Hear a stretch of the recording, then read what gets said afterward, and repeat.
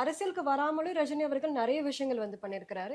இருந்தாலும் தாவேகா தலைவர் விஜய் வந்து ரஜினி அவர்களுடைய பிறந்த நாளுக்கு கூட ஒரு வாழ்த்து கூட சொல்லல. இது எப்படி சார் பாக்குறீங்க? சூப்பருங்க. கொஸ்டின்லயே ஆன்சர் இருக்கு, அவ்வளவுதான். ஏன்னா யார் நீங்க யூ நேம் த பர்சன். இது வரைக்கும் ஒரு 28 ஸ்டேட்ல இருந்து இருக்க வேண்டிய சீஃப் மினிஸ்டர்ஸ்ல ஒரு 10-12 சீஃப் மினிஸ்டர் விஷ் பண்ணிட்டாங்க.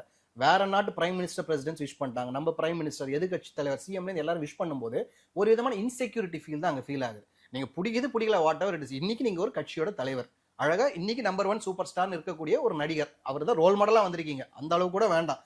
அவரை பார்த்து நம்ம வியந்து ஓகே 4 படம் பார்த்திருக்கோம்ப்பா, ஒரு நல்ல நடிகர்ப்பா, வயசுல மூத்தவர் நம்ம இருக்கார், அவருக்கு ஒரு வாழ்த்து தெரிவிக்கணும்ன்றதுல எந்த விதத்திலையும் குறைஞ்சு போறது. அந்த இடத்துல நீங்க வந்து அந்த வாழ்த்து தெரிவிக்க தவறிட்டீங்க அப்படின்னா நீங்க நடந்து வந்த பாதையை திரும்பி பார்க்க மறுத்துட்டீங்க. உங்களுக்கு எங்கேருந்து நீங்க வளர்ந்து வந்தீங்க, உங்களோட growthக்கான வழி என்ன எல்லாமே உங்களுக்கு தெரியல.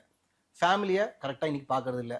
அப்பா அம்மா அன்னிலேருந்தே இருக்கிறது பல நெகட்டிவ் இதுதான். ஸோ குடும்பத்தையும் பார்க்க முடியல, என் ரோல் மாடலையும் பார்க்க முடியல, என் குருவையும் நான் இது பண்ணல, எந்த ஆஸ்பெக்ட்லையுமே ஜெயிக்காதவங்க இவ்வளோ பெரிய தமிழ்நாட்டு மக்கள், ஒரு 7-8 கோடி மக்கள் இருக்கிறத நான் வந்து நம்பர் 1 நின்று நான் பார்த்துப்பேன் அப்படின்னா யாராலையுமே நம்ப முடியாது.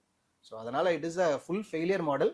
திருப்பி படத்துக்கு போயிட்டு அவர் மேபி இன்னும் ஒரு 10 வருஷத்துக்கு அப்புறம் நம்பர் 1 வரணும்னு ஆசைப்படலாம், என்ன வேணா நடக்கலாம். பட் அரசியல்ல இன்னி தேதிக்கு எந்தவித நிலைப்பாடும் கரெக்டா அவர் ஸ்டாண்டா நிக்கிற மாதிரி தெரியல. மக்கள் சப்போர்ட்டும் வந்து அவங்க ரசிகர்களை தவிர யாருமே சப்போர்ட் பண்ற மாதிரி எனக்கு தெரியல.